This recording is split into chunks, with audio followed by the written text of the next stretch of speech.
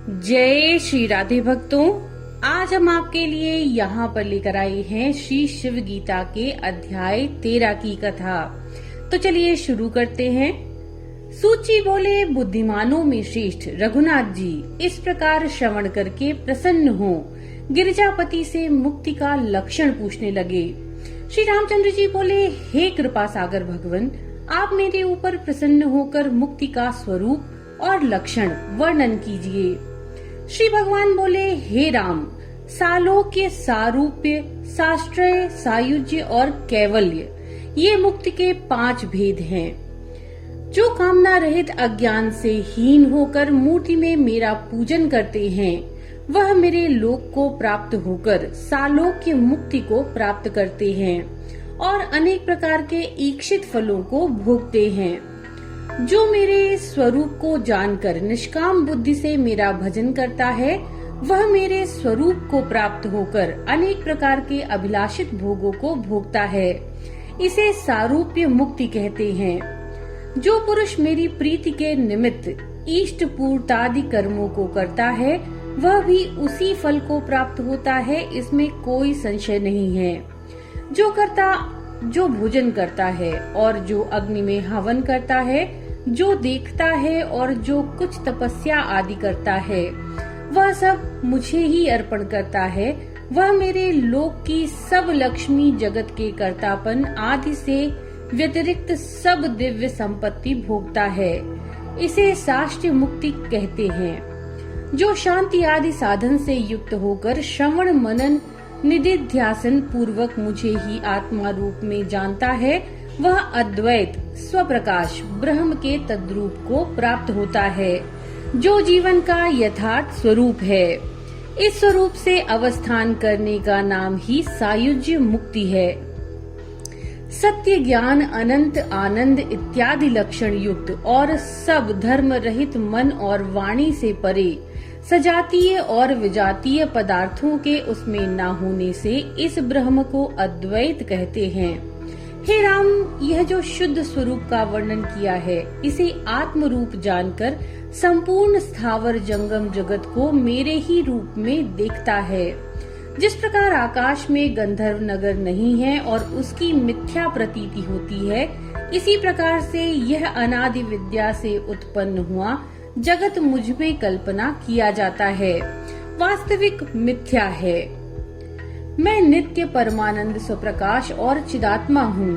काल, दिशा, विदिशा, पंचभूत इस स्वरूप में कुछ नहीं है। मेरे सिवाय दूसरी कोई वस्तु नहीं है। मैं केवल एक ही विद्यमान रहता हूँ। मेरे निर्गुण स्वरूप कोई नील, पीतादि आकार और वर्ण का नहीं है और इन चर्म चक्षु से भी कोई मुझे देखने में समर्थ नहीं हो सकता। जो कोई हृदय में बुद्धि से मेरे स्वरूप को जानते हैं, वे ही ज्ञान मुक्त हो जाते हैं। श्री रामचंद्र जी बोले, हे भगवान, मनुष्यों को शुद्ध ज्ञान किस प्रकार होता है? जो आपकी कृपा मेरे ऊपर हो तो कृपया इस उपाय का वर्णन कीजिए।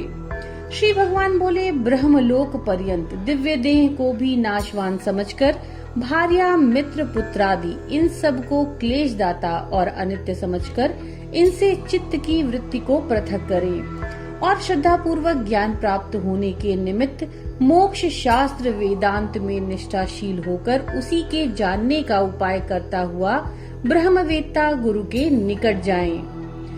उन गुरु के आगे अपने हाथ में लाया हुआ पदार्थ रखकर दंडवत नमस्कार करें और फिर उठ के हाथ जोड़ के इच्छित अर्थ का निवेदन करें। बहुत काल तक सावधान हो, इन्हें सेवा से संतुष्ट करें और मन लगाकर सब वेदांत के वाक्यों के अर्थ का श्रवण करें और संपूर्ण वेदांत के वाक्यों का तात्पर्य भी निश्चय कर लें। इसका नाम ब्रह्मवादियों ने श्रवण कहा है। लोह मणि आदि के दृष्टांत सदयुक्ति से जैसे कि चुंबक की शक्ति से लोहा भ्रमण करता है, इसी प्रकार ब्रह्म की सत्ता से जगत भ्रमण करता है। श्रवण को पुष्ट करके मनन करें, अर्थात उसका चिंतन करें। वाक्यार्थ के विचार का ही नाम मनन कहा गया है। ममता और अहंकार रहित, सब में समान, संग वर्जित, शांति आदि साधन संपन्न होकर निरंतर ध्यान योग से आत्मा का आत्मा से ही ध्यान करने को निदिध्यासन कहते हैं। संपूर्ण कर्म के क्षय हो जाने से आत्मा से जो साक्षात्कार होता है, किसी को शीघ्र और किसी को चिरकाल में होता है। जिसे प्रतिबंधक नहीं होता उसे शीघ्र, और जिसे प्रतिबंधक होते हैं उसे देर में होता है। जो कुछ जीव के किए हुए और करोड़ों जन्म संग्रह किए कर्म हैं, वह ज्ञान से ही नष्ट होते हैं। ज्ञान होने पर जो कुछ पुण्य व पाप थोड़ा या बहुत किया जाता है, उससे यह प्राणी लिप्त नहीं होता। और जो इस प्राणी के शरीर निर्माण के हेतु प्रारब्ध का कर्म है, वह भोगने से ही नष्ट होगा, ज्ञान से नहीं। जिसको भी अहंकार नहीं है, जो संपूर्ण संग से रहित है, संपूर्ण प्राणियों को आत्मा में और संपूर्ण प्राणियों में जो आत्मा को देखता है, इस प्रकार ज्ञान युक्त विचरता हुआ प्राणी जीवन मुक्त कहलाता है। कारण कि वह प्रारब्ध कर्म क्षय के निमित्त विचरता रहता है।